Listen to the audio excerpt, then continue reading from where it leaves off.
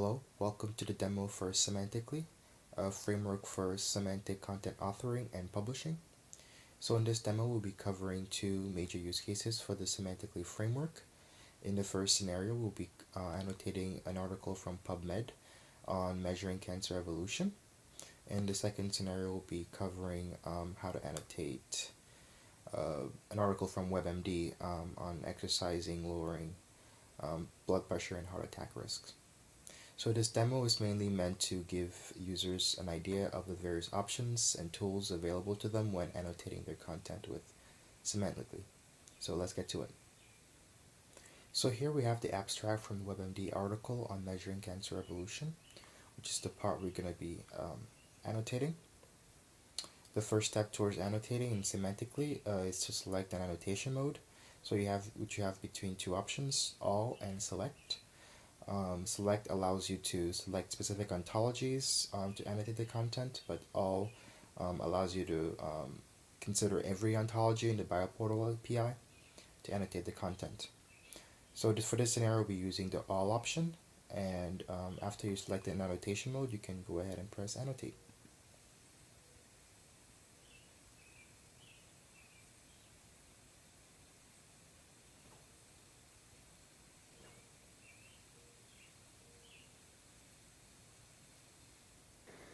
So once Semantically has finished fetching annotation candidates for your content, you will see green highlighting appear under the content. So the terms with the green highlighting is an indication that Semantically was able to fetch annotation candidates for that specific term, and you can view which ones were retrieved by selecting the term. So if you on the left sidebar, if you see the button change, that means that multiple annotation candidates were found for this specific term. And you can press change to view which ones were found. You can select another one to see the definition, and if this definition matches better with the intended definition you meant it to have, you can press select, and it will change annotations for that term.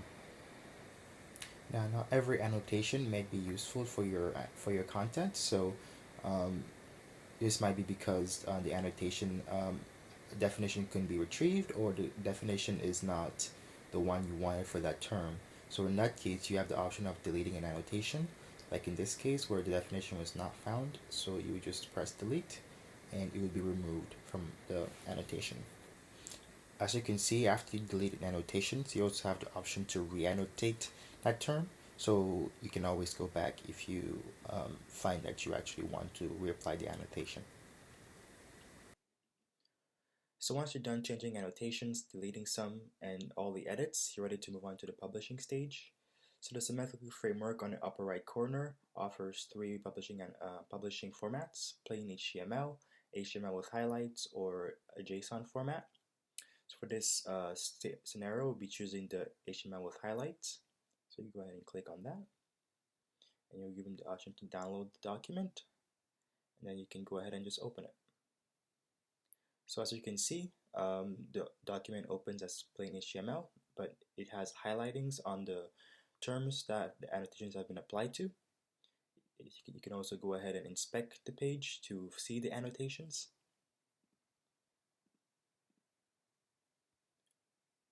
So as you can see, this might look like a plain HTML file, but it has annotations applied to it and embedded it as metadata to the document.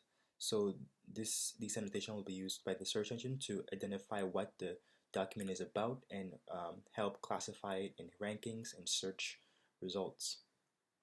So let's move on now to the second scenario where we'll be annotating the WebMD article. Pressure article, we'll be annotating it. So annotations start like last time on the left side panel. So this time we'll be using the select option to specify the ontologies we'll be using to annotate the content.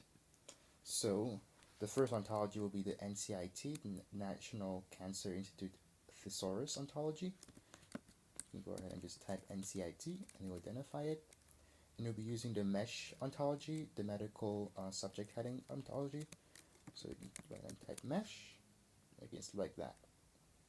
So again, once we select these particular ontologies, only they will be considered when fetching annotation candidates for the content.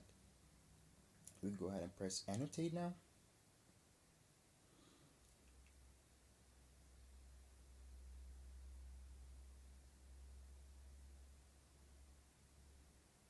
And as you can see, the green highlightings appear again, meaning the annotation process has been fetched. So as you can see, the same thing applies when selecting particular ontologies. For example, we can also change definitions for blood pressure because both ontologies have separate definitions for this term. And for this case, let's go ahead and actually select the medical subject heading definition of blood pressure. And as you can see, it's been changed to that one. You can go ahead and continue by removing certain, annotations we don't find particularly useful.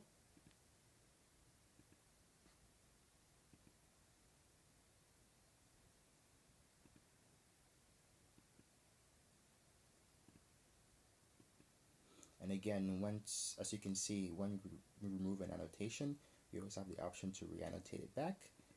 It will reappear like nothing ever happened. Alright, for this scenario, we'll be publishing as JSON format. I'm going to press JSON, and you can download the document.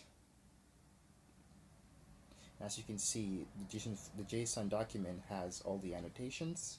Each term has been identified with a specific definition for that term. As you can see clearly from here, each term has been assigned a specific definition. This is useful when converting from this format, the JSON LD format, into another format, or another content, structured content format. And also it can be used directly as some parameter for search engines as well. Alright, hope you find the demo for the Semantically framework useful. Thank you for watching, and goodbye.